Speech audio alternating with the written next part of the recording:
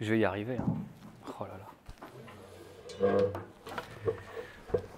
Waouh, merci. Bonsoir.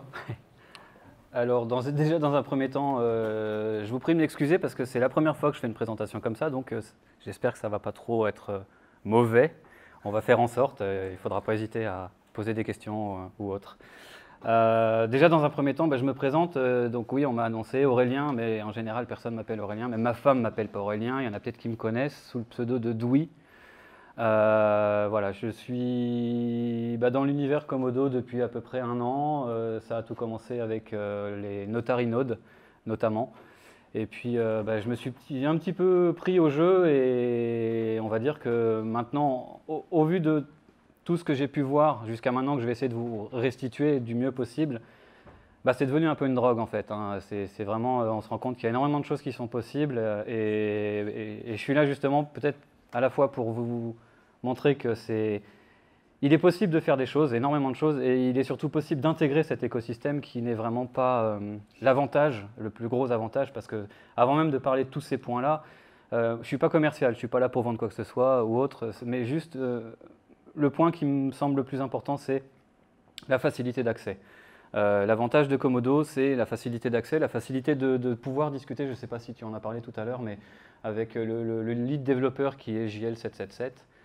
Contrairement à d'autres gros projets ou autres où les gens sont inabordables, là c'est vraiment l'avantage qu'on a en fait, et c'est vraiment quelque chose qui m'a séduit, qui pourra éventuellement séduire d'autres développeurs, c'est que vous avez besoin d'une question, vous avez une question technique sur quelque chose de très très pointu, le lead dev sera là pour vous répondre. C'est quand même assez suffisamment exceptionnel pour pouvoir être notifié, exactement, merci beaucoup. Donc Komodo c'est quoi? Techniquement, je pense que vous en avez discuté tout à l'heure, Komodo c'est un fork de Bitcoin, c'est un fork de Zcash qui est un fork de Bitcoin. Donc Komodo a hérité de toutes les fonctionnalités Bitcoin et en plus Zcash. Et alors en soi, fork de Bitcoin, fork de Zcash, c'est cool, c'est génial. Donc on a les transactions privées, on a tout un tas de trucs, gestion en mode UTXO, c'est pour ce type de blockchain. Mais ça apporte quoi en fait? Quelle est la différence? La différence, c'est que les choses sont relativement claires, pas forcément dans ma tête, mais dans celle de ceux qui font évoluer les choses, et ils ont établi, on va dire, une liste de 5 piliers, des choses qui sont, à leurs yeux, les plus intéressantes et les plus importantes pour faire en sorte que la solution Komodo et tout type de blockchain soit d'avenir, soit utilisé, qu'on ait des possibilités, qu'on ne soit pas bloqué dans 1 an, 2 ans par des contraintes techniques ou autres. Le but, c'est vraiment d'arriver à gommer tout ça et de créer un écosystème qui est très important à dire. Chez Komodo, en tout cas, moi je parle pour moi, mais tout le monde est mon ami. C'est-à-dire que c'est pas parce que, il y a Waves, il y a NXT, il y a tout un tas d'autres choses, mais le but, ça va pas être d'aller, en tout cas moi c'est comme ça que je le vis, j'essaie de contribuer un petit peu à l'écosystème, mais c'est vraiment, on est plus là pour aider, on est plus là dans la participation, on est là dans l'échange et dans la sécurisation aussi. Je pense que vous avez parlé du dépôt aussi tout à l'heure. Donc ça me permet du coup d'embrayer sur le premier point, le premier pilier de Komodo en fait, qui est l'aspect sécurité. L'aspect sécurité, je vais revenir très peu dessus parce que je suis arrivé un petit peu tard, je vous prie de m'excuser. Mais vous parliez du dépôt tout à l'heure, du minage, de comment ça fonctionne. Donc c'est un des principaux aspects de Komodo, ça a été une idée qui a été lancée dès le début, c'est-à-dire que et on retombe sur la question de tout à l'heure par rapport au minage et au pourcentage de blocs minés, qu'est-ce qui va faire qu'une chaîne va être sécurisée techniquement? Le hash rate. Il n'y a pas de secret, plus le hash rate est haut, plus les gens auront de mal à attaquer la chaîne à coup de nice hash ou autre. Quelle est la chaîne avec le plus gros hash rate aujourd'hui? Il n'y a pas photo, c'est Bitcoin. Donc l'idée de base, au niveau sécurité, ça a été de se dire, dans la tête de JL, je pense, je ne suis pas dans la tête de JL, j'aimerais bien, mais ça a été de se dire, est-ce qu'il n'est pas possible de réutiliser toute cette puissance de calcul? Parce qu'au niveau sécurité, on est quand même bien blindé, le hash rate est super impressionnant. Est-ce qu'on ne pourrait pas utiliser cette méthode pour faire en sorte de créer ou de mettre en place un type de service qui va nous permettre Bitcoin est protégé, mais on voudrait faire ça en mode cascade, protéger d'autres coins, notamment Komodo. Komodo en premier, et tout ce qui va découler de la création de Komodo, donc les asset chains, en second. C'est comme ça on va dire, qu'a été mis en place, enfin, corrige-moi si je me trompe, hein, mais le dépôt. Le principe, c'est nous, aujourd'hui, en tant que Notary Node, parce que Métaphilibert et moi, enfin, j'arrive pas à les prénoms, je suis désolé. Hein. Et Ludom aussi, nous sommes Notary Node, c'est-à-dire que nous sommes là pour protéger le réseau et faire les notarisations. Je pense que ça a été expliqué un petit peu plus tôt au niveau du fonctionnement. Donc on est là techniquement pour sécuriser Komodo, mais aussi toutes les chaînes qui vont dérouler de Komodo. Alors c'est un petit peu décousu, les chaînes, je vais en parler juste après, au niveau scalabilité et interopérabilité, mais la principale particularité de Komodo, c'est qu'aujourd'hui, sur Ethereum, admettons, tiens, demain, je me crée un token, je lance une boîte, je crée un token, j'ai envie de mettre en place, j'ai 3 millions de coins, et je veux que les gens puissent les échanger. Comment ça se passe dans la technique? Parce qu'on en revient toujours à la technique à la fin. Demain, Ethereum se casse la gueule, il n'y a plus d'Ethereum. Qu'est-ce qui se passe pour les ERC? On ne sait pas trop. Pour moi, c'est mort, mais voilà, il y aura toujours des solutions ou autres. Le truc, c'est que, partant de ce principe-là, en fait, un des axes de développement au niveau scalabilité, notamment, de Komodo, a été de dire, nous, s'il y a des gens qui veulent faire un token, une chaîne, quelque chose de privé, et bosser avec ce qu'on va proposer, on ne veut pas les enfermer. Parce que c'est pas cool, parce que c'est pas très gentil, parce que ça peut leur mettre leur business en vrac après par la suite, parce que si jamais nous, notre business marche plus, que la chaîne Komodo est abandonnée, tous ceux qui nous auront fait confiance, on leur tire une balle dans le... Enfin, c'est comme si on se tirait une balle dans le pied et puis qu'on leur disait allez-y, marchez, courage, il n'y a plus la chaîne principale.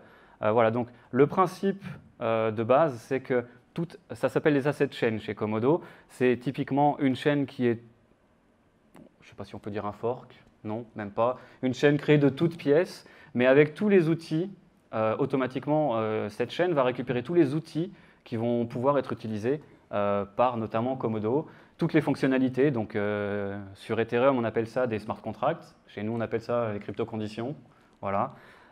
Et tout un tas de donc rien qu'au niveau du dépôt de la notarisation, ça a été pensé dès le départ. C'est-à-dire que le but est de mettre quelque chose qui laisse de la liberté aux gens, tout en leur permettant d'être sécurisés. C'est-à-dire demain, je veux créer une asset chain sur Komodo, je veux lancer un projet. Je sais que de base, je n'ai qu'à demander. Alors, il y a un coût pour ça, il y a un prix, mais qui est quand même relativement minime. Mais je peux sécuriser mon coin sans aucun problème. Enfin, je veux dire, ce n'est pas le souci. La notarisation fonctionne. C'est un process qui marche très, très bien. Donc ça, c'est la première partie au niveau scalabilité. C'est le fait de pouvoir avoir des chaînes qui sont totalement indépendantes et qui font que cette indépendance fait que le cloisonnement de chacune des chaînes va permettre que s'il y a une chaîne qui crache, les autres ne soient pas impactés. Komodo ne fonctionne plus, ça n'empêchera pas une autre chaîne du genre Utrum ou autre de continuer à fonctionner. Le but, c'est de ne pas retenir les gens par les pieds en leur disant vous êtes sur notre produit, donc si jamais nous on n'est plus là, tant pis pour vous. Non, là, indépendance totale. Et ça, c'est vraiment quelque chose que j'avoue que j'apprécie. La deuxième partie au niveau scalabilité, alors ça c'est... Donc c'est un peu décousu, hein, mais c'est normal, c'est parce que je suis déjà pas très structuré de base. Mais la deuxième partie, la scalabilité, c'est un sujet. Donc déjà, on a des chaînes qui sont, en bossant avec Komodo, on a la possibilité d'avoir une chaîne qui est totalement indépendante et qui va être capable de vivre toute seule. Le deuxième point très important et qui a été développé et qui a été pas mal testé en avril dernier, parce que là, on parle vraiment de scalabilité. Scalabilité, en fait, pourquoi scalabilité, tout simplement parce qu'aujourd'hui, tout le monde le sait, le Bitcoin a des limites, des limitations en termes de combien de transactions il est capable de digérer, hein, et on le voit avec les fluctuations en termes de ce qu'il y a dans le mempool. Plus le mempool va grandir, mais si jamais les transactions ne sont pas traitées assez vite, il va grandir non-stop et au bout d'un moment, il va y avoir congestion, on va avoir des transactions qui vont se valider au bout d'1 heure, 2 heures, 3 heures. C'est juste une galère pas possible. Le but, là, en fait, avec Komodo, ce qui a été fait en termes de scalabilité, c'est de se dire, oui, effectivement, que ce soit le Bitcoin, le Zcash ou quoi que ce soit, chaque chaîne va avoir ses propres particularités en termes de performance et de possibilités techniques. Admettons, demain je crée une asset chain Komodo, je peux faire sans aucun problème, j'adore ce micro, je peux faire sans aucun problème, on va dire 200 transactions secondes. C'est cool, 200 transactions secondes, c'est déjà mieux que pas mal d'autres projets, pas mal d'autres coins, mais ça serait bien quand même d'arriver à faire 2000, 3000, 10 000, 1 million. Mais comment on fait pour ça? Eh ben, c'est ce que j'en viens justement à là. Comment on fait? Tout simplement, l'avantage et le gros point fort de Komodo là-dessus, c'est que les asset chains, il faut voir une asset chain un petit peu comme un jeu de Lego. C'est-à-dire que vous allez avoir tout un tas de Lego, des rouges, des jaunes, des bleus, des verts, et vous allez vous dire, tiens, moi, mon asset chain ou ma chaîne, j'ai envie que la supply soit fixe. Je mets 20 millions de coins, mais je ne veux pas qu'il y ait de minage. Pas de problème, c'est jouable. C'est juste un paramètre de l'asset chain. C'est quelque chose qui est public, vous pouvez la configurer comme vous voulez. De la même manière, vous pouvez décider, non, je ne veux pas de le POW, j'y crois plus, c'est pas cool, je veux une chaîne mix POS, POW. C'est possible aussi. Donc il est possible de customiser ces chaînes de manière assez impressionnante et au niveau scalabilité, on va dire, ça n'est qu'un paramètre en fait qui a été rajouté, mais pas des moindres, c'est le paramètre AC cluster, si je ne me trompe pas.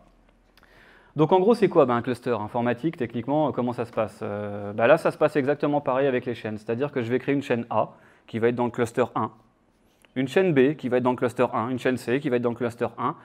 Du coup, j'ai ma capacité d'envoi de transactions de 200. Alors, je dis 200, je ne me rappelle même plus combien c'est, je suis désolé. Mais on va dire 200 pour la chaîne A, 200 pour la chaîne B, 200 pour la chaîne C. Elles sont séparées. Donc, on est au max 200. Mais si on ajoute l'idée et le système de cluster, comment ça va fonctionner? La chaîne A, elle va faire 200, la B 200, la C 300. Mais au sein du cluster, on va avoir 600 transactions secondes. Et si je rajoute 1000, 2000, 3000, 4000 chaînes, on va arriver à des montants qui vont être, un nombre de transactions qui va être assez impressionnant. Ce qui a été fait en avril, le but était de prouver qu'on était capable de passer le million de transactions secondes. Alors on n'y est pas arrivé. Pas loin, honnêtement, pas loin. C'était très très marrant à faire. Mais on a quand même réussi à prouver qu'on passait les 200 ou 300 000 transactions secondes, si je ne me trompe pas. Donc voilà, on est... ça n'est que du test, ça n'est que de l'expérimentation, mais malgré tout ça, on voit que c'est possible. On voit qu'il est possible et que automatiquement, après il y a des gens qui vont me dire oui mais les chaînes, comment vous gérez les chaînes? Parce que vous avez une chaîne A, une chaîne B, une chaîne C, mais moi par exemple, je veux faire une transaction, je suis sur la chaîne A, comment ça se passe? Je veux faire une transaction avec quelqu'un qui est sur le même cluster, mais qui est sur la chaîne B. C'est simple, j'envoie mes coins sur la chaîne B, et après, donc les coins vont être récupérés sur la chaîne B et en même temps, le montant des coins qui va être récupéré va être brûlé. C'est-à-dire qu'à terme, il va y avoir des fluctuations entre chaîne A, chaîne B, chaîne C en termes de supply. Mais la supply totale, c'est la supply du cluster. Donc si j'en envoie d'un côté mais que je les burn de l'autre, j'ai rien perdu. Mais j'ai permis de passer de la A à la B. Personne n'est au courant, même à la rigueur, c'est totalement invisible. Et j'ai fait utilisation de la puissance du cluster en fait. Alors, si je ne me trompe pas, si on fait des transactions interchain, on duplique la transaction à chaque fois, donc on a deux transactions, donc comment c'est... Alors, au niveau du détail de ça, j'en ai absolument... Je sais pas mentir. Je sais pas. Donc, je vais pas mentir. Mais j'en ai, moi, de ce que j'en ai compris, en fait, pour expliquer mon mode de pensée et ma compréhension du truc. On a lancé le scaling, on a lancé le scalability, on a lancé des tests en disant, bon voilà, on va lancer 50, 100, 200 chaînes. Donc nous, petit tech, ok, allez, on lance les chaînes, c'est parti, on essaye, on fait les transferts, les machins, les trucs. Je ne comprenais pas au début, j'étais dans le projet, mais je ne voyais pas où ils voulaient en venir, mais pourquoi? Et l'explication, en fait, est arrivée à la toute fin. C'est-à-dire, oui, mais on a tant de transactions, mais c'est par chaîne. Et au final, cette notion de cluster change tout. Après, la gestion interne dans le cluster, comment c'est géré? Je ne sais absolument pas. Je ne pourrais pas donner un ordre. Alors, on prend l'UTXO-A et puis ensuite on vérifie. Je ne sais pas du tout. Tout ce que je sais, c'est qu'on a un mécanisme de burn qui va faire qu'à partir du moment où on a un cluster de défini, on peut limiter la supply globalement. Mais si je comprends bien, en gros, n'importe qui peut créer un cluster de blockchain? Oui. Enfin, n'importe qui peut créer une chaîne Komodo, n'importe qui peut créer... Oui, enfin, je veux dire, je peux télécharger le code et monter ma blockchain, mais je veux dire, sur la blockchain de Komodo, est-ce que... Ah bah aujourd'hui, alors il y a des paramètres, il faut quand même respecter un certain nombre de prérequis, c'est-à-dire que, admettons un cluster préexistant, je pense que l'idée derrière, c'est de se dire, ah bah il y a un cluster préexistant, tiens, ça s'appelle monnaie nationale, c'est super cool, je vais me créer ma chaîne et puis je vais m'amuser à faire mes transactions. Non, ça, il y a forcément, je ne connais pas les mécanismes de sécurité, mais il y a quand même un minimum je veux dire, il faut que... Je pense que ça doit fonctionner à peu près de la même manière qu'au niveau de la validation des blocs et de tout le reste. Il doit y avoir une sorte de consensus en termes de quand on crée la chaîne, c'est-à-dire à mon avis le nombre, peut-être que je me trompe, hein, je ne mettrai pas ma main au feu là-dessus, le nombre de chaînes dans le cluster va être délimité à la création de la chaîne. C'est-à-dire que je pense qu'il est toujours possible d'en rajouter par la suite, mais dans un premier temps, pour moi, ma vision du truc, c'est au départ, on fait un cluster, et basta. En gros, si je comprends bien, pour résoudre un peu la problématique de scalabilité, vous ne faites qu'un système de clustering avec, avec en très gros du load balancing. Aujourd'hui, oui. C'est un peu l'idée qu'on a. Aujourd'hui, oui, mais avec le principal truc, c'est le cross-swap en fait. Entre deux chaînes du même cluster. Alors après, oui, c'est techniquement, on ne peut pas dire, ça serait mentir, de dire qu'aujourd'hui, le Komodo il était à 1000 transactions secondes, et on a trouvé la solution pour que une chaîne unique fasse 1 million. Non, techniquement, non, pas possible. Enfin, aujourd'hui, je pense que techniquement, ça, c'est pas possible. Le cluster est possible. Le fait de faire du cross-chain, le fait d'avoir un mécanisme de burn, comme on pourrait avoir, je pense, sur Ethereum ou autre, ça, c'est possible. Et on est à la phase où on a testé avec, je crois, non, j'en ai pas allé aux 8096 chaînes. Enfin voilà, on a testé avec un nombre de chaînes assez impressionnant, ce qui fait que aussi, c'est super facile de se dire, allez, on va tester avec un nombre de chaînes défini, mais à partir du moment où on commence à en avoir tellement, les solutions classiques suffisent plus. Il faut passer par du AWS, il faut passer par du... Donc, il y a toute une réflexion qui a été menée par rapport à ça et on est arrivé, donc on a eu, je ne sais pas si c'est un partenariat, mais on a eu la possibilité d'utiliser l'infrastructure AWS notamment. Et alors, moi, j'ai un petit peu décroché de ce truc-là parce que je me suis mis sur d'autres projets, mais c'est toujours en cours. C'est quelque chose qui est quand même dans et rien qu'en allant voir sur ne serait-ce que les news ou le site de Komodo, c'est le road to 1 million de transactions par seconde. C'est l'objectif, de toute manière, d'avoir quelque chose qui soit... Alors, c'est super cool d'avoir 1 million de transactions secondes, c'est super cool de faire du clustering, c'est génial, mais le but à terme, c'est pas que ça. Le but à terme, et c'est là où le plus gros des tests doit être fait, c'est la notarisation. Parce que le but, c'est pas d'avoir juste une chaîne qui fonctionne, le but c'est qu'elle soit sécure. Donc d'arriver à mettre en sorte un système qui permet de notariser l'ensemble de toutes ces chaînes.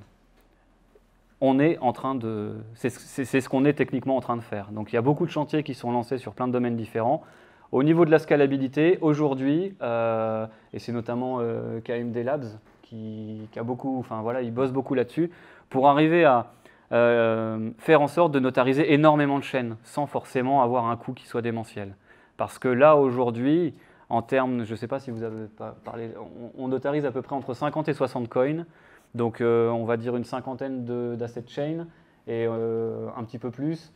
Et 5 ou 6 coins classiques. Donc au niveau... Quand tu parles d'asset chain et de coins, ça veut dire quoi? Alors, asset chain... Une chaîne Ethereum en plus? Non. Un asset chain, c'est une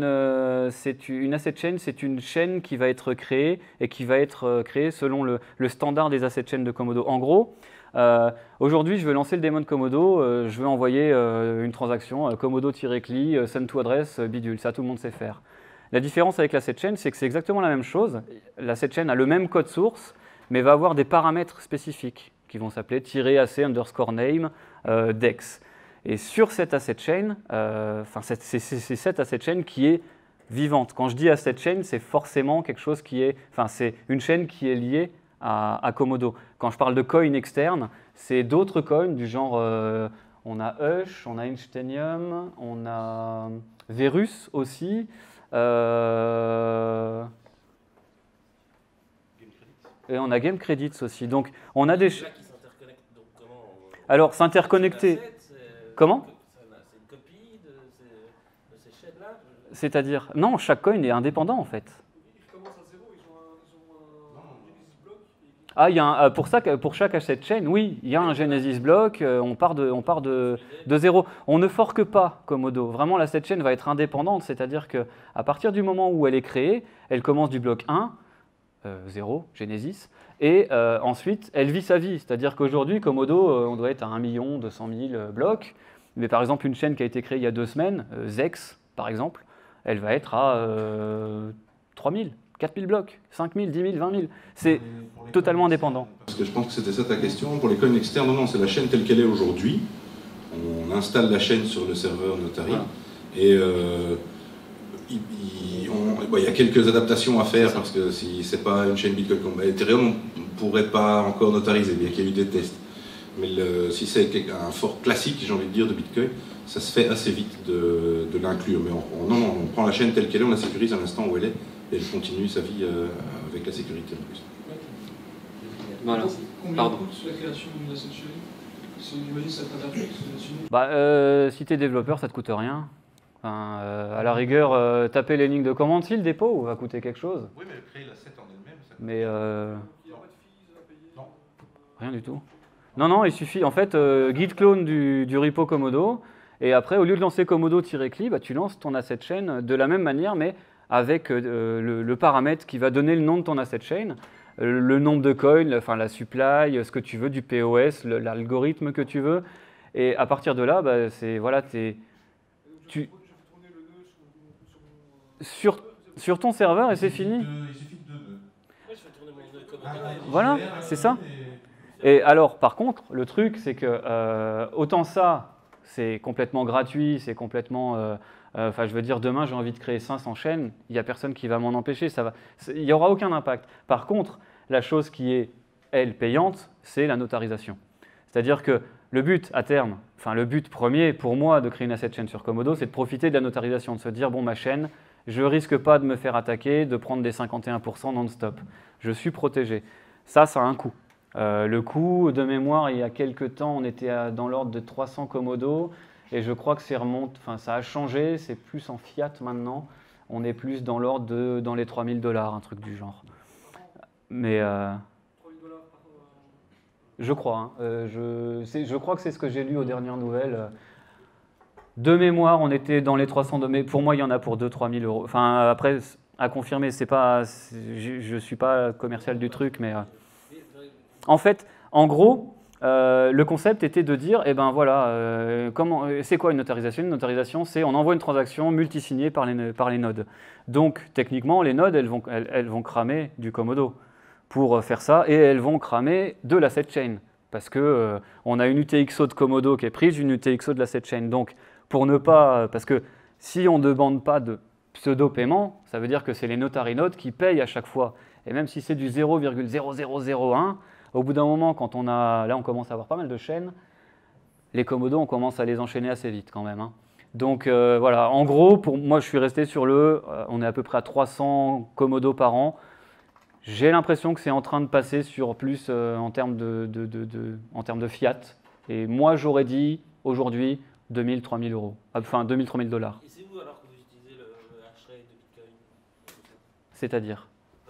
C'est ce que tu as dit tout à l'heure, il me semble. Alors, Bitcoin, on n'y touche pas. Bitcoin, c'est un coin qui est indépendant. Oui, voilà. Bitcoin fait sa vie. À la rigueur, Bitcoin, je veux dire, même Bitcoin n'est même pas au courant qu'on existe. En gros, ce qui se passe, c'est... allez, on fait une petite simule. Je ne peux pas dire que je suis un bloc Komodo, ça ne marche pas, mais... allez, ça fait 10 blocs qu'il n'y a pas une notarisation sur Komodo. Qu'est-ce qui se passe? Le soft, qui s'appelle Iguana, va lancer un round de notarisation en disant hop, hop, hop, ça fait 10 blocs qu'on n'a pas notarisé, donc on n'a pas enregistré de transaction sur la blockchain Bitcoin. C'est parti, on lance un round, on va contacter toutes les notary nodes et on va faire en sorte d'arriver à un consensus pour dire bon, vous êtes sur quelle chaîne? Vous avez quel hash pour cette chaîne? Vous avez quelles informations? Et à partir du moment où on arrive au consensus de on a tant de nodes qui sont d'accord sur, je crois que c'est 13, On a 64 notary nodes au total, et il y a 164 notary nodes au total, et le consensus se fait parmi 13. Donc, il y a tout un tas de calculs, de mécanismes et autres qui sont faits pour choisir les bonnes nodes, mais à partir du moment où les nodes sont choisies, en fait, elles envoient la transaction. Donc, en gros, elles vont envoyer une transaction sur la chaîne Komodo et sur la chaîne Bitcoin en donnant je crois que c'est le hash de la dernière, du dernier block 8 de Komodo. Ce qui veut dire que, imaginons, un attaquant essaye de passer outre ce truc-là. On arrive au moment de la notarisation. Donc forcément, un attaquant qui va nice hasher la chaîne va provoquer un fork. Qu'est-ce qui va se passer? Au moment de la notarisation, les nodes qui vont être sur les notary nodes qui théoriquement ne sont pas sur le fork vont être d'accord sur ce truc-là, enfin vont être d'accord sur le hash, enfin le hash à renvoyer sur Bitcoin. Qu'est-ce qui se passe après? Après, les nodes qui vont voir qu'une nouvelle notarisation est apparue, qu'est-ce qu'elles font? Elles vont regarder, alors, c'était quoi le hash du dernier bloc qui a été confirmé, notarisé? C'est ça. Ah, on n'est pas bon là. On n'est pas bon du tout, ça ne correspond pas. Donc, on a dû se faire attaquer. Donc, qu'est-ce qui se passe? Réorg. Quel est le dernier point sur ma node à laquelle la notarisation, le hash de la notarisation va correspondre à ce qui a été envoyé? C'est là, ok, et ben c'est parti, réorg de 20 blocs. Hop, la node se remet à Z, rejoint le réseau notarisé, c'est fini. Ça veut dire que vous avez des adresses Bitcoin pour gérer tout ça?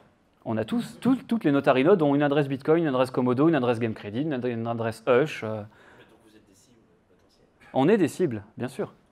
Je me suis un peu caché en venant d'ailleurs, mais non, mais voilà. Donc ça, c'est pour. On a parlé aussi du coup de l'interopérabilité. Interopérabilité, pourquoi? Ne serait-ce que rien que cette notion de cluster. Alors, interopérabilité, c'est pas le plus gros point au niveau interopérabilité.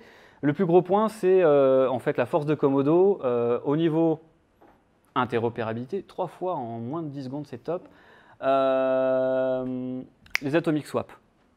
Et je ne sais pas si ça vous parle, les atomic swap.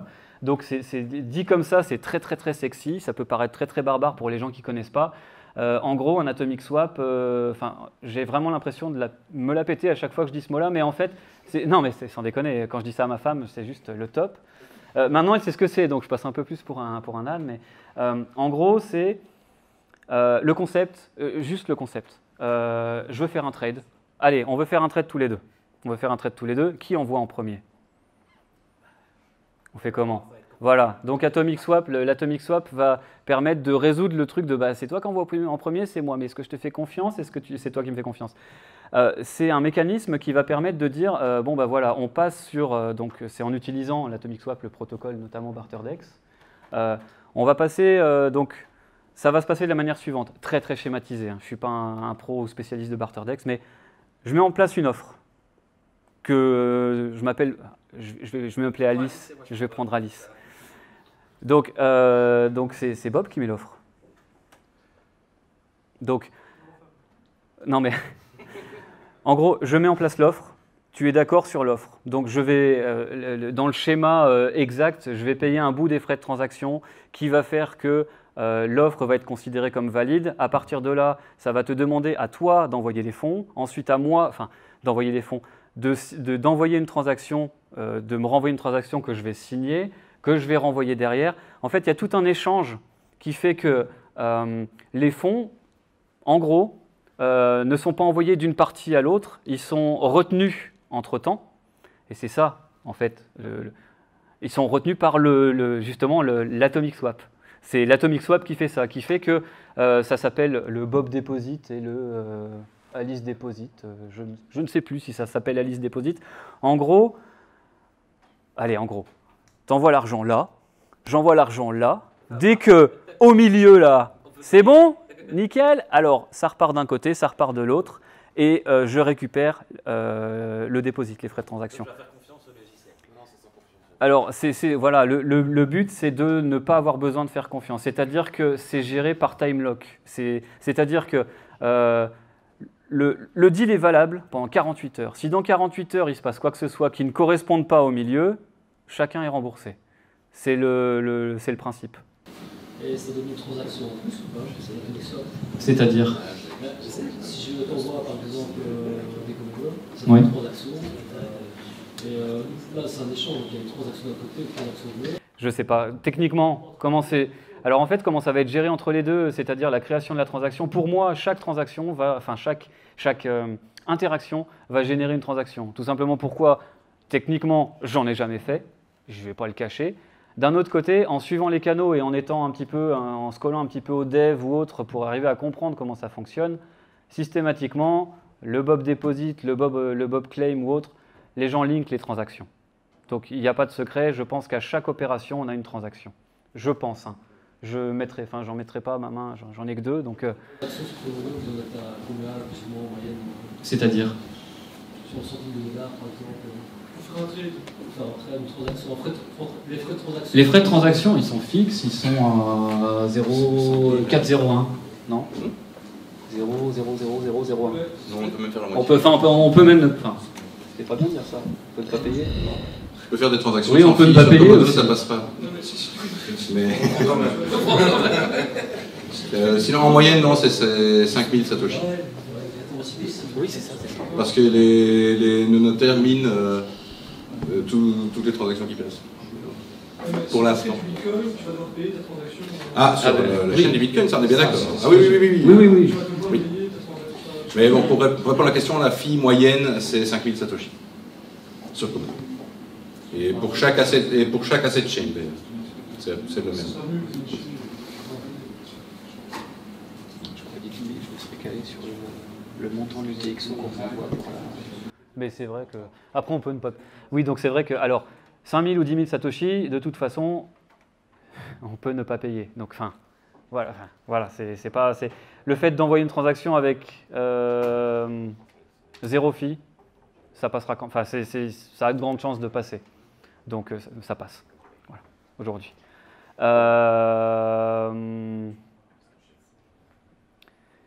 Alors, je suis en train de regarder le slide et ça serait plus pratique de faire ça, mais je vous tourne le dos si je fais ça. Privacy, qu'est-ce qu'on peut dire au niveau privacy? Principalement, on est un fork de Zcash. Donc, on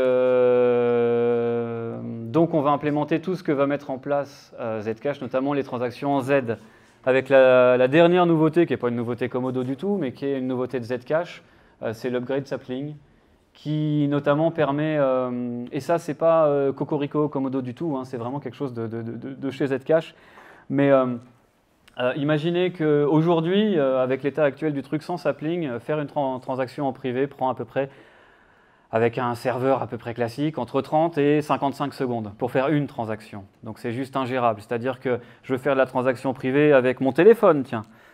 Je peux pas, enfin je veux dire le pauvre, déjà que m'afficher une page web il galère, alors un serveur en Big Xeon qui met 50 secondes, le téléphone il passe pas. L'upgrade sapling, l'avantage c'est que les transactions qui duraient entre 30 et 55 secondes, même voire plus, vont maintenant entre 0,2 et 1 seconde, 2 secondes. Donc on est tout de suite, on est sur une dimension qui est... Alors après, au niveau une nouvelle technique, pareil, c'est des gens de Zcash qui ont fait ça, pas moi. Donc je ne pourrais pas vous dire pourquoi ça va plus vite. Le seul truc que je sais, c'est que ça va beaucoup plus vite et on garde les propriétés de la transaction en Z. C'est-à-dire qu'une transaction aujourd'hui, mais ça, ce n'est pas spécifique Komodo, donc je ne sais pas, même pas si c'est utile de... Mais aujourd'hui, vous faites une transaction sur le Bitcoin, vous allez voir dans la transaction, vous allez voir quel est l'UTXO que vous avez dépensé, quel est le VOOT que vous êtes allé chercher, combien vous avez, à qui vous avez envoyé, enfin, je veux dire, tout est public. La différence avec Zcash et les transactions Z, c'est que vous ne voyez pas d'où ça vient et si vous avez, enfin, vous pouvez limite ne pas voir où ça va, quoi. Et ni combien. Donc, c'est-à-dire que demain, si je veux faire une transaction avec 1 million de Komodo en privé, personne ne saura que 1, j'ai bougé les fonds et que 2, j'ai les fonds.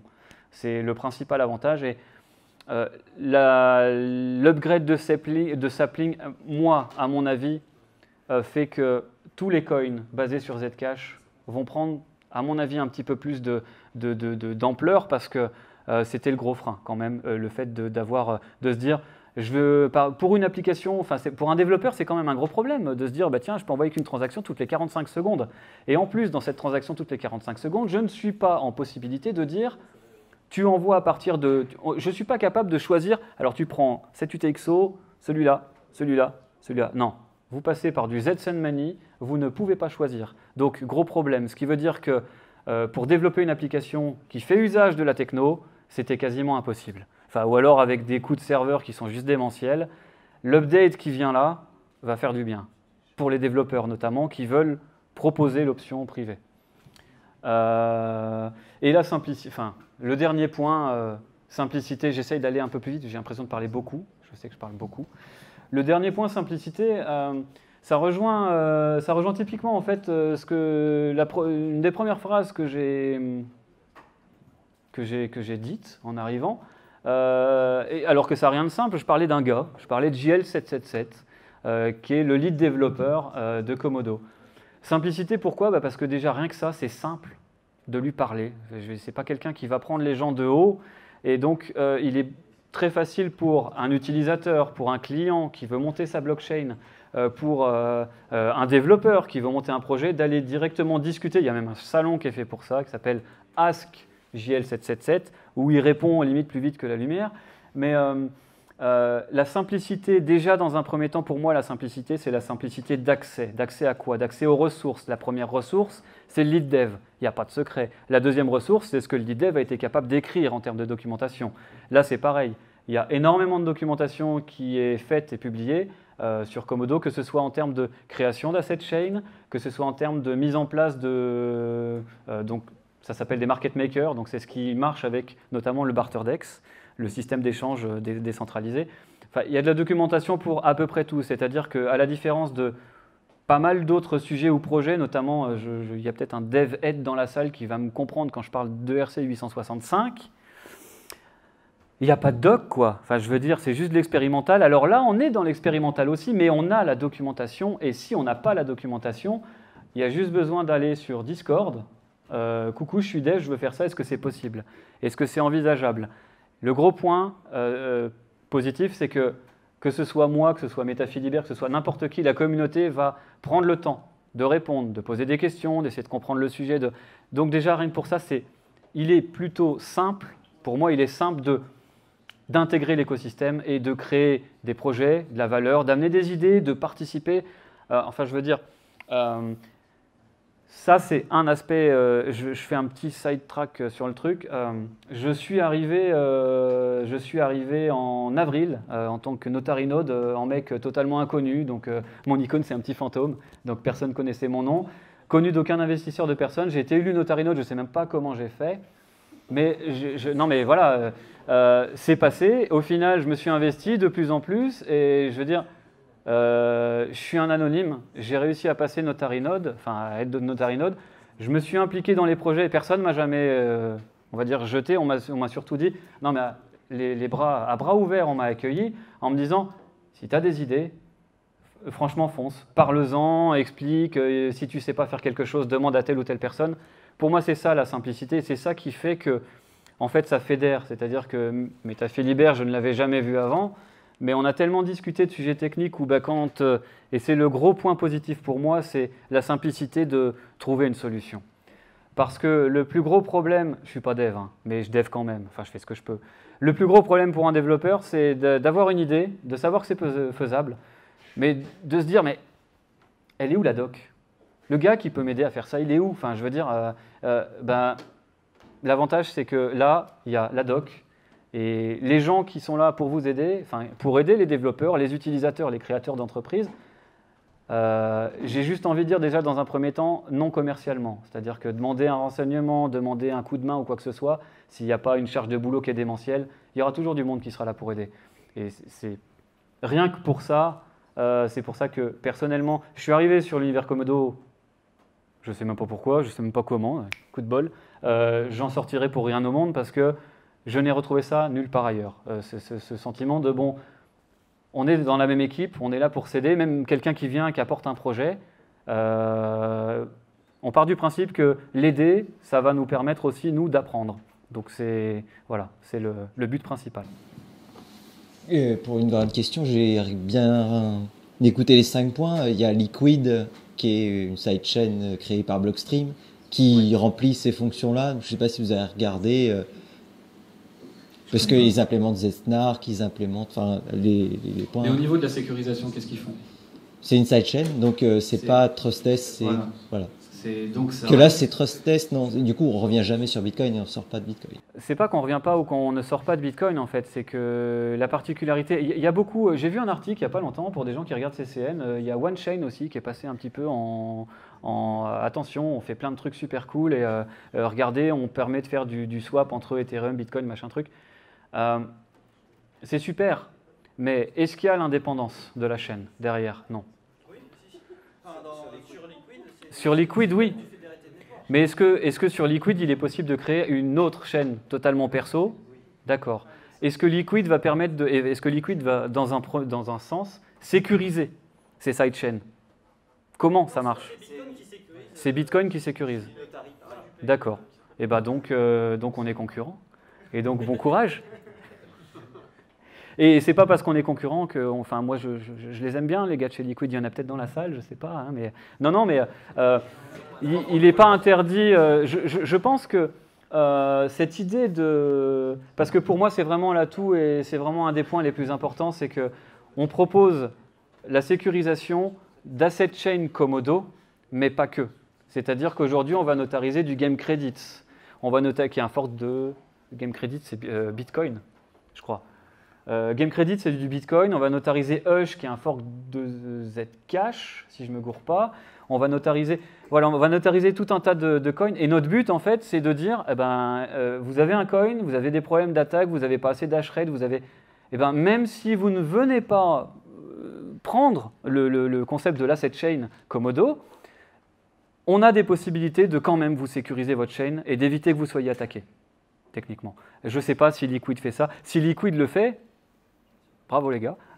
Mais voilà, c'est le problème en fait, c'est que l'espace est tellement énorme que malheureusement, je vais connaître 2, 3, 4, 5, 10 tech ou coins, mais je ne vais pas connaître les 1500. Donc c'est vrai que voilà. Et j'ai appris que Liquid faisait la même chose que Komodo. Le fork de Zcash, je n'ai pas trop suivi moi personnellement, mais par contre, il s'était parti sur les bases codes de Bitcoin. De la 0.15, la 0.13, la 0.12, la 0.16. C'est pas question de savoir, est-ce qu'ils se mettent à jour régulièrement sur ça? Alors je crois qu'on était... Tu parles de Zcash? Est-ce que Zcash se met à jour par rapport à Bitcoin? Non. No idea. Parce qu'en fait, il y a beaucoup d'évolutions, il y a beaucoup de sécurisation, oui. Et c'est bien de les prendre avant d'arrêter. La seule chose que je peux, ça je ne sais pas, la seule chose que je peux dire c'est, je connais l'état de mes serveurs parce que je fais tourner la Notary Node. On a eu des soucis pour notariser notamment sur certaines versions de Bitcoin, la 17 ça passe pas. Parce que les gentilles personnes de chez Bitcoin ont trouvé comme super idée que on va enlever plein d'appels, comme ça va nécessiter que tous les développeurs qui se basent sur Bitcoin, ils vont être obligés de refondre leur code. Donc, et c'est ce qui fait que... Ah, je l'ai éteint. Magnifique. Et c'est ce qui fait que, j'allais dire une connerie en fait, c'est ce qui fait que, notamment sur les Notary Nodes, je crois qu'on on doit être en 0.16 ou un truc du genre. Il y en a peut-être qui ont testé la 0.17, je ne sais pas du tout. Mais voilà, c'est... Ça fait, ça dépend. C'est pas en fait, pour moi, c'est pas une question de mise à jour, c'est une question d'un get info qui en soi ne fait de mal à personne. Non, mais quel est l'intérêt de couper un get info pour mettre un get network info ou un get blockchain info ou un get...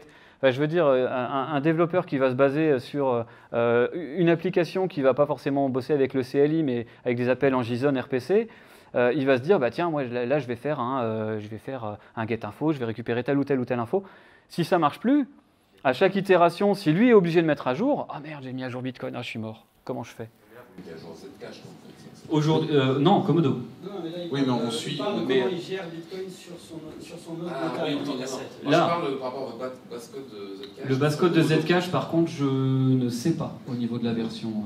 Parce que l'idée, c'est est-ce que derrière, on pourrait avoir d'autres couches comme Lightning qui arriveraient sur Komodo? C'est ça la question. Alors, vas-y.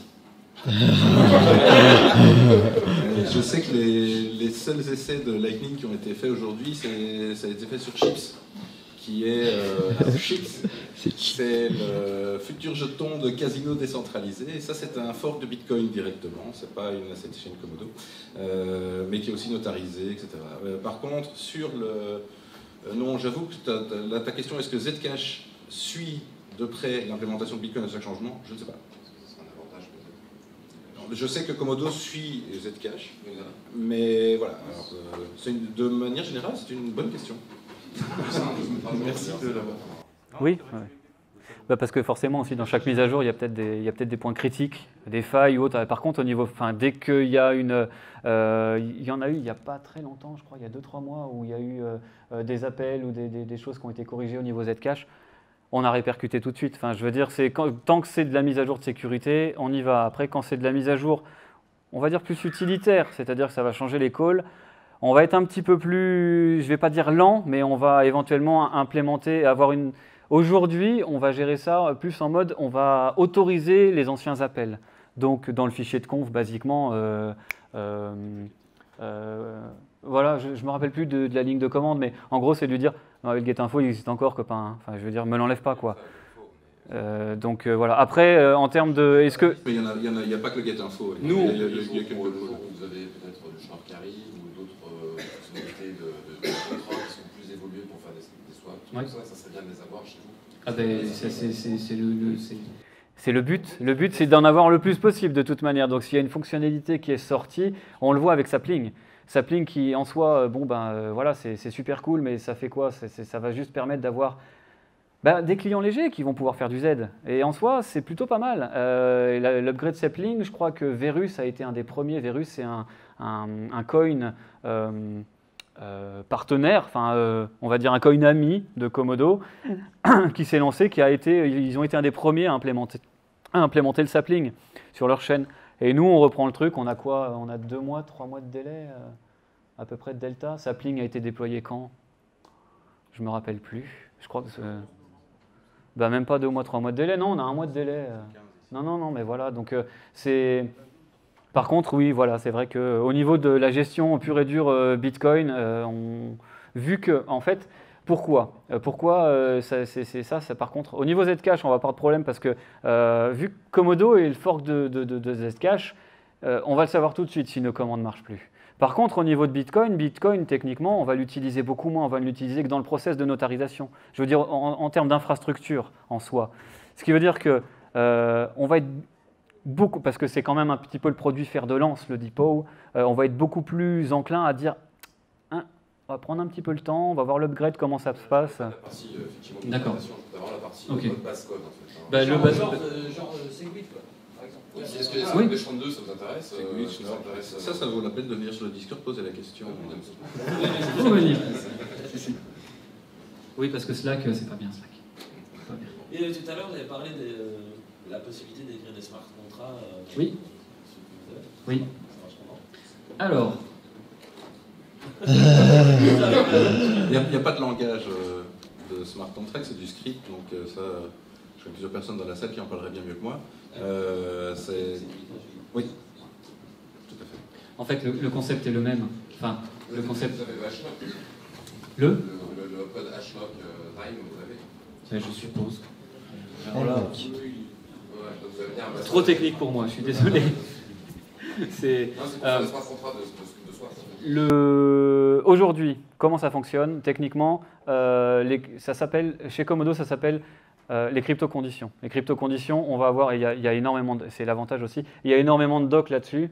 On va avoir différents modules qui vont être développés. On va avoir ça doit vous parler, les oracles, par exemple. On va avoir tout un tas de choses qui vont nous permettre, en fait, quand je vous parlais de Lego tout à l'heure, le but c'est de dire, voilà, pour créer une application, on a besoin de quoi comme Lego de base?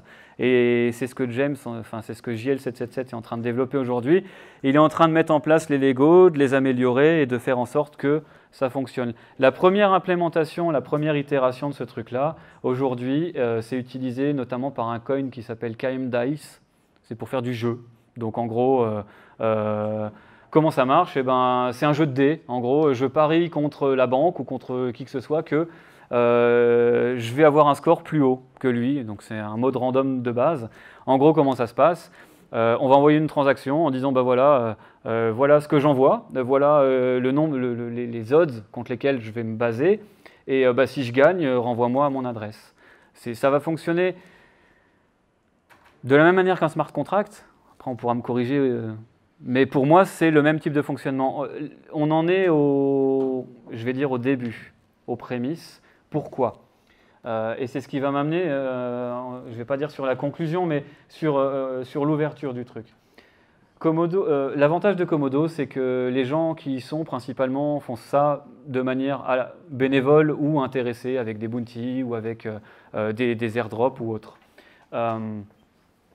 L'étape dans laquelle on est aujourd'hui, on a énormément de gens qui vont bosser sur chacun des projets. Ce qui veut dire que tous les projets, enfin tous les points commencent à monter petit à petit.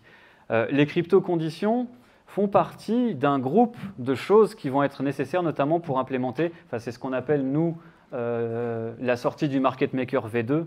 En fait, aujourd'hui, le Market Maker V2, c'est quoi? Le Market Maker, ça va être le moteur qui va permettre à l'échange décentralisé de pouvoir tourner, de mettre en place les trades et de mettre en place tout ce qui va être nécessaire pour les liquidités, etc.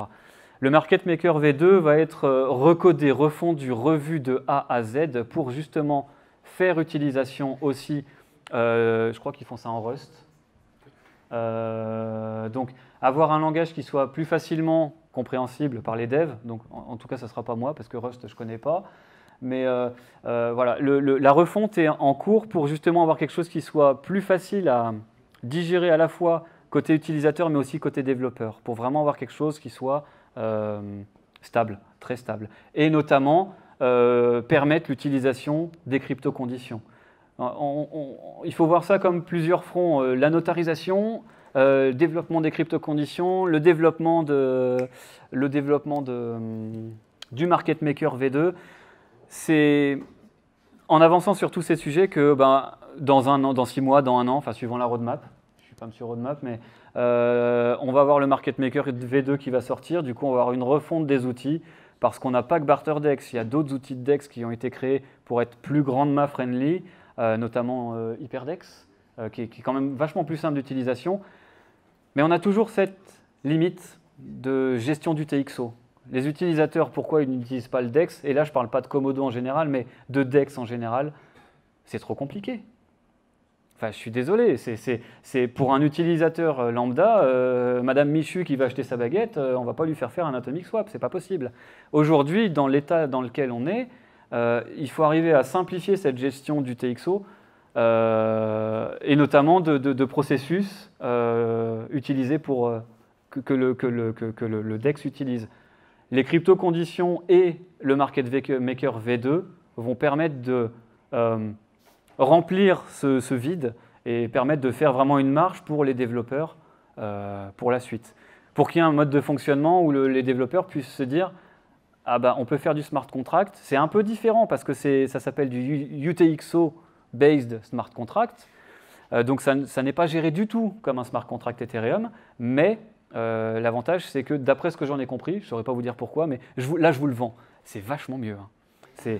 Franchement, c'est tip-top. Non, mais en fait, ça sert à rien. Ça. On est d'accord que les atomic swaps dans le BarterDex, en fait, si j'ai bien compris, c'est un bed, mais c'est un bed atomic swap fait avec le Bitcoin Scheme. C'est un bet atomic swap fait via le market maker. Oui, voilà. Voilà, et donc c'est pour ça que tu peux le faire sur toutes celles qui... C'est pour ça qu'on peut le faire sur toutes les chaînes qui sont compatibles.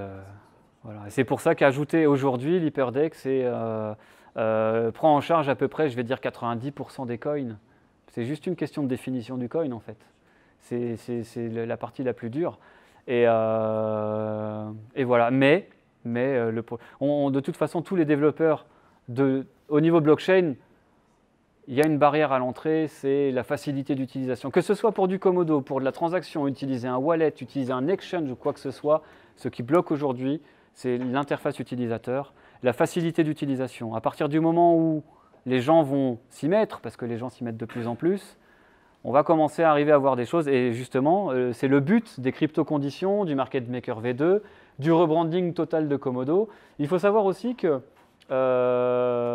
quand on dit simplicité, parce qu'on en a parlé tout à l'heure, il y a des gens qui vont être capables de pouvoir aider de façon totalement gratuite. Il y a des entreprises qui se montent aussi. On voit vraiment, par là, ce n'est pas forcément très intéressant ou important, mais pour moi ça l'est, on voit quand même une professionnalisation du secteur.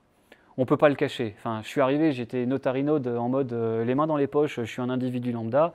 Si ça se trouve, l'année prochaine, je vais représenter une candidature, mais avec ma boîte. Parce que, pourquoi Parce que je sens, j'ai l'impression qu'il est possible de créer des choses. Donc, je vais professionnaliser le truc, je vais créer une entreprise, je vais monter. Et il y en a plein, il y a plein de gens qui font ça. On sent vraiment qu'il y a de l'engouement, même avec le beer market. Et l'avantage de ça, c'est que pour le moment, la plupart des entreprises, en tout cas affiliées à Komodo ou qui bossent avec Komodo directement, sont des entreprises qui sont là pour faciliter la mise en place. Donc, notamment Chainmakers ou Chainzilla vont être là pour vendre des packages. Donc, quand on disait tout à l'heure, ça coûte combien de monter une blockchain ou une asset chain sur Komodo? Ça coûte le prix que va demander Chainzilla ou Chainmakers. Ou si vous êtes capable de reprendre le code source, parce que tout est open source là-dedans. Si vous êtes capable de prendre le code source, de l'adapter, vous pouvez avoir votre chaîne gratuitement. Vous pouvez avoir une application de DICO. Je ne sais pas si vous avez parlé du DICO. C'est exactement ce que je voulais dire. Pourquoi ne pas avoir parlé d'ICO parce que... Il y a beaucoup de gens qui doivent connaître les ICO. Alors... Je ne suis pas sûr que ça puisse être mis en place aujourd'hui dans nos pays, ce genre de choses. C'est le problème. Ah, sur l'aspect légal, oui. L'aspect légal bloque. L'aspect technique, c'est quand même relativement L'aspect technique, les Atomic Swap permettent de faire une ICO décentralisée, en 2 mots. On n'a pas besoin de KYC, rien de tout ça. Mais comme un swap Ether dans un contrat, quoi. Ouais. Mais légalement, tu ne peux pas le faire au grand jour. Oui, d'accord. Parce que KYC... C'était un concept très intéressant et ça a été pondu au moment où l'année passée, tout le monde s'attaquait aux ICO partout. On s'est dit, ouais, on va faire des DICO. Bon, c'est possible. En gros, tu peux financer n'importe quel projet ICO avec n'importe quelle monnaie acceptée par le contrat. C'est ça. Ethereum, Bitcoin ou autre. Le truc, c'est qu'il faut être... tout il est cool, tout il est beau, tout il est super, la tech, elle est géniale, mais le DICO, pourquoi on n'en parle pas énormément non plus? Et pour moi, c'est pas non plus... c'est quelque chose de très important, je veux dire. Mais on a vu des entreprises, on a vu des partenaires qui ont voulu monter ça. On a vu les galères que ça a été. Et on a vu comment ça a fini. Techniquement, pour les gens qui ont suivi le truc, il y a Monèse qui a voulu faire... on va être les premiers à faire une DICO, on est du milieu bancaire, on n'a pas peur, c'est parti. Les régulateurs, ils ont dit quoi? Mais non. Non, vous faites une ICO, vous avez le nom des personnes qu'il y a en face de vous. Sinon, c'est anti-money laundering, tout le reste. Donc, pour l'implémenter, c'est très compliqué. Ce qui veut dire que aujourd'hui, ça marche. Ce n'est pas le problème. Le problème n'est pas... c'est comme le DEX, en fait. C'est comme un DEX. Un DEX, aujourd'hui, ça marche. Ça marche super bien, mais il faut savoir l'utiliser. Le DICO, c'est de la même manière. On fait une ICO de manière décentralisée, c'est-à-dire que ça ne va pas reposer sur une adresse, sur un site web ou quoi que ce soit de manière complètement... on tombe le site, on tombe le portefeuille, c'est fini. Ça va être décentralisé, donc en utilisant la technique de l'Atomic Swap. Le problème de ça, c'est que, comme le DEX, on a la tech, on sait faire marcher, mais alors pour le DICO, c'est pas vrai parce que c'est quand même très très simple, mais c'est pas assez simple, et 2, l'aspect légal, bof quoi. Donc c'est le principal problème. Mais en soi, ça fonctionne. C'est quelque chose qui, aujourd'hui, fait partie des outils proposés par Komodo, techniquement. Désolé, je suis arrivé un peu tard, donc cette question va peut-être être redondante. En fait, quand j'écoute toutes les questions-réponses, là, j'ai l'impression que le point le plus bloquant que tu dis, c'est l'UX. Donc c'est le fait que ce ne soit pas assez simple pour monsieur et madame Michou. Mais là où j'en étais resté, moi, c'était qu'on avait un problème d'œuf et de poule entre l'UX et la scalabilité. Et donc, du coup, si tu me dis qu'il n'y a plus que lui, ça veut dire qu'on a résolu la problème. Mais quel est le problème de l'œuf et la... explique-moi le problème et je te dirai que ce n'est pas un problème. Donc je suis assez content que ce ne soit pas un problème. Non, mais je ne sais pas. En fait, quand on parle, suivant la conf dans laquelle on se rend, on entend 2 problèmes principaux sur toutes les chaînes en règle générale. C'est des gens qui disent c'est pas assez user-friendly, donc monsieur et madame Michou savent pas l'utiliser. Il y en a d'autres qui disent c'est pas grave parce que de toute manière on n'est pas assez scalable, donc si monsieur et madame Michou arrivent, ça va faire encore plus de problèmes de scalabilité et on n'est pas capable de monter en échelle. Donc ici tu me dis tout il est beau, tout il est gentil, il n'y a pas de problème. Donc j'entends qu'il n'y a plus qu'un problème du X et qu'il n'y a plus de problème de scalabilité sur des solutions comme ça. Dire il n'y a plus de problème, c'est faux. Non mais qu'il y en a beaucoup moins. La scalabilité, en fait, aujourd'hui, on a démontré, on a démontré que c'était plus un problème, en fait. Qu'il y avait des solutions pour faire en sorte que le problème, là, il n'existe pas. Voilà, c'est fini. Il n'y a plus de problème. C'est une solution qui permet de dire on peut remplacer une chaîne, on peut remplacer Visa par une chaîne, on va avoir le même nombre de transactions sans faire la galère. Oui, par contre, quand tu parles d'atomic swap, si tu fais un atomic swap avec du Bitcoin, tu seras toujours, je veux dire, limité par la puissance Bitcoin d'aujourd'hui. Tu ne pourras pas faire plein de trades comme un fou, non, ça c'est certain. Donc l'idée de l'œuf et la poule, ça reste la même, quoi. C'est-à-dire que c'est génial d'avoir une nouvelle solution du X qui va dire que tout le monde va pouvoir s'y mettre, mais si on la développe effectivement, on va se retrouver avec un problème de scalabilité, vu qu'on va avoir beaucoup plus de gens qui vont vouloir faire des transactions, entre autres avec Bitcoin, et qu'on va se retrouver... Pourquoi Bitcoin? Je prends Bitcoin au hasard, tu peux prendre n'importe laquelle, on va se retrouver limité par la technologie sous-jacente. Pas forcément. Demain, monnaie nationale, Komodo. Bitcoin, on s'en fout, hein, techniquement. Hein. Non, mais c'est... Non, mais que ce soit Bitcoin ou quoi que ce soit, la chaîne qui arrive à être suffisamment scalable, ça veut dire qu'on a la possibilité d'avoir l'user adoption derrière. Donc, quel est l'intérêt d'utiliser d'autres... Enfin, bien sûr, les gens sont attachés à leur coin, à leur chaîne, à leur machin, mais à partir du moment où ça fonctionne, quel est l'intérêt, enfin, quelle va être la valeur derrière de continuer à utiliser d'autres coins. Alors, le Bitcoin peut être vu comme une valeur refuge ou tout ce qu'on veut, il n'y a pas de souci. Mais demain, tu veux créer une monnaie nationale, ben, tu ne vas pas faire ça, je vais en mettre un petit peu sur Bitcoin, puis je vais faire une chaîne comme ça, et puis une petite chaîne sur Komodo.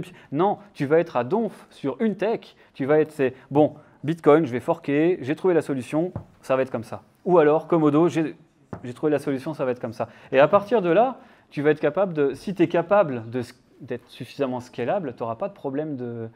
Il n'y a pas de problème de goût, il n'y a plus de problème de goulée d'étranglement à partir du moment où tu n'utilises qu'une seule chaîne. Le but du jeu, c'est qu'on a bien de pas utiliser qu'une seule chaîne, on est d'accord. Personne n'en veut de la monnaie unique. Ah mais on est tout à fait d'accord. Donc il va y avoir plusieurs chaînes. Mais c'est pas un problème. Mais alors, on a...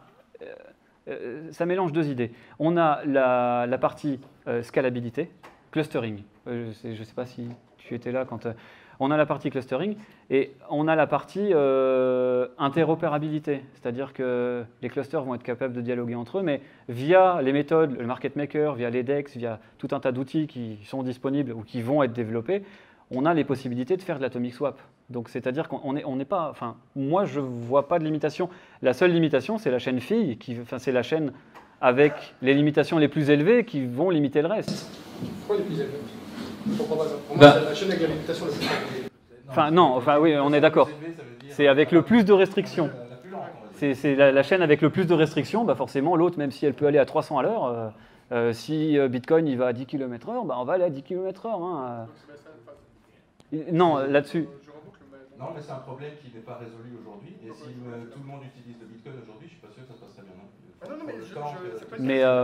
Mais il n'y a pas de... Donc non, tu seras toujours limité par l'affluence, ça c'est certain. Après, il y a des gens qui vont peut-être crier Lightning Network ou je sais pas quoi, mais je connais pas le... Enfin, voilà, mais en tout cas, on n'est pas magicien, on ne peut pas faire en sorte que les autres chaînes à côté aillent plus vite ou l'interopérabilité. Il n'y a pas de... On pourrait retomber sur un concept de sidechain spécifique lié à créer à Bitcoin qui soit plus rapide, mais qui inscrivent avec des timestamps spécifiques ou différés. Ça, c'est totalement envisageable, techniquement parlant. Il y a des choses qui ont été faites, mais pas sur ce point technique-là, mais par rapport à un swap avec Ethereum, par exemple.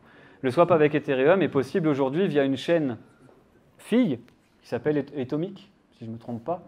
Donc, je ne connais pas les détails exacts du truc, mais en gros, tu ne fais pas un swap avec Ethereum en direct. Tu vas swapper avec la chaîne fille qui va être un asset chain Komodo. Et à partir de là, tu as le mécanisme qui va faire que le trade va se passer et le burn des coins derrière. Donc, voilà. Ouais. Comment ? Ah bah, vas-y.